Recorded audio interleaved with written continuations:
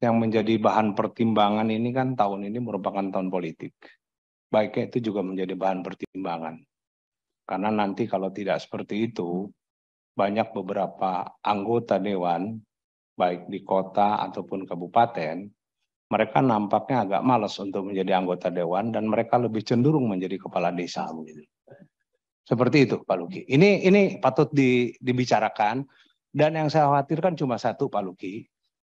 Niat pemilu untuk serentak ini untuk menghindari adanya bohir. Niatnya kan seperti itu, Pak.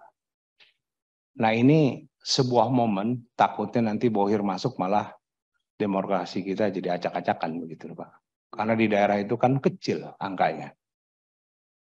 Kalau itu bisa masuk, dia bisa menguasai kabupaten atau kota begitu, Pak. Nanti malahan program-program dari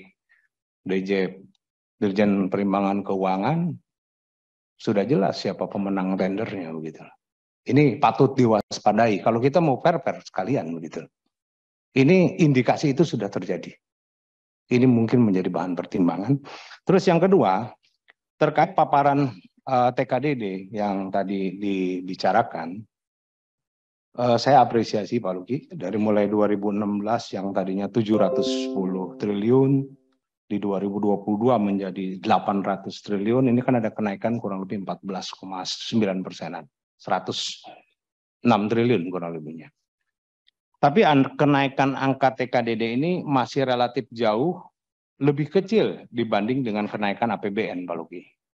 Di mana APBN kalau kita breakdown di tahun 2016 itu nilainya kan hanya 2.000 triliun, sementara di 2022 nilainya melonjak menjadi 3.000 triliun.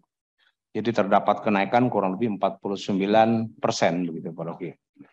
Nah kalau kita hitung dengan kata lain dari 2016 TKDD rasionya terhadap APBN ini mencapai kurang lebih 34% Pak Luki. Jadi sementara di 2022 hanya 26% gitu. Ini penurunannya relatif signifikan antara 34% sementara di 2022 menjadi 26% seperti itu. Saya pikir idealnya TKDD ini bisa meningkat. Harapan kami juga bisa meningkat, baik secara nominal maupun persentase, gitu Pak Luki. Ini harapannya. Dan tentunya juga kita ingin tahu bagaimana dari mulai rasio TKDD dari 34% kok bisa turun sampai 26% begitu Pak Luki. Terkait paparan yang disampaikan di halaman 18, berbicara tentang pelaksanaan dana desa, kita memang apresiasi peran desa yang mampu berkontribusi menurunkan angka kemiskinan di desa dan mendorong kemajuan desa. Catatan ini tidak lepas dari penggunaan dana desa untuk BLT desa diantaranya, bahkan ada program mandatori di situ dengan jumlah KPM mencapai 7, sekian juta KPM, bahkan lebih tinggi dari tahun 2021 yang 5,6 juta KPM. Walaupun datanya masih acak-acakan gitu. Di 2023 kami melihat dana desa ini dialokasikan untuk penanganan kemiskinan ekstrim, Pak Luki. Di mana kebijakan BLT desa dirubah menjadi BLT kemiskinan ekstrim.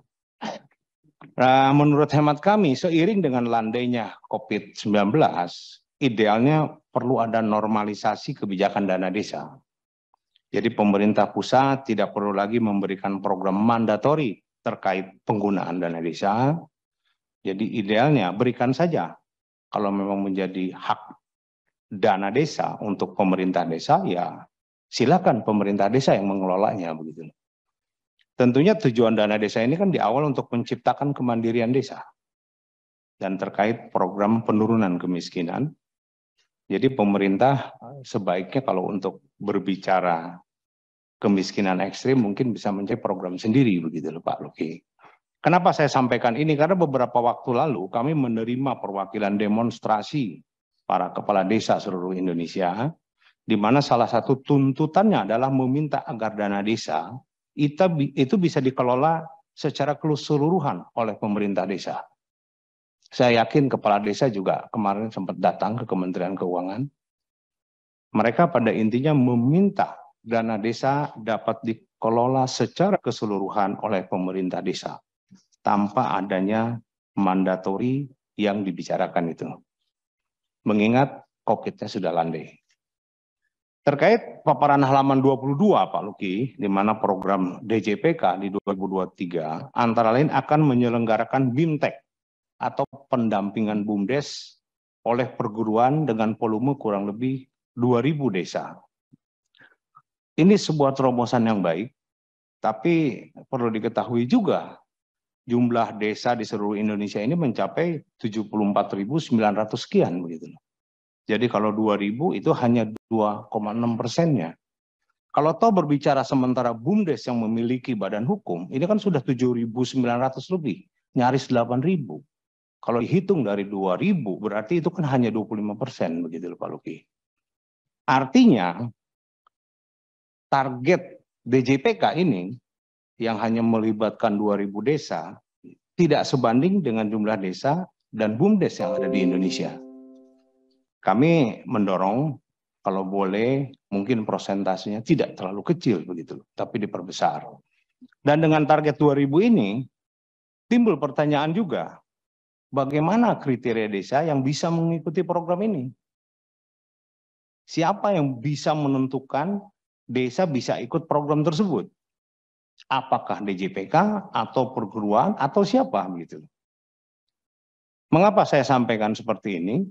Ini merupakan tahun politik juga Pak Luki. Kami dan kawan-kawan di sini pasti akan tersupport oleh para kepala desa begitu. Supaya kami tahu juga siapa yang menentukan kriteria ini. Jangan sampai kami datang ke dapil ternyata mereka bicara, oh kawan sebelah ikut sosialisasi di DJPK. Kok saya enggak? Padahal saya pendukung dari Prof. Hendrawan gitu. Wah repot kalau kayak gitu Prof. Hendrawan. Begitu Pak Luki. Nah ini mungkin bisa disampaikan agar kami bisa lebih paham bagaimana kriteria desa yang bisa mengikuti program tersebut. Saya pikir demikian pimpinan. Terima kasih. Terima kasih Pak Hergun. Luar biasa ini beliau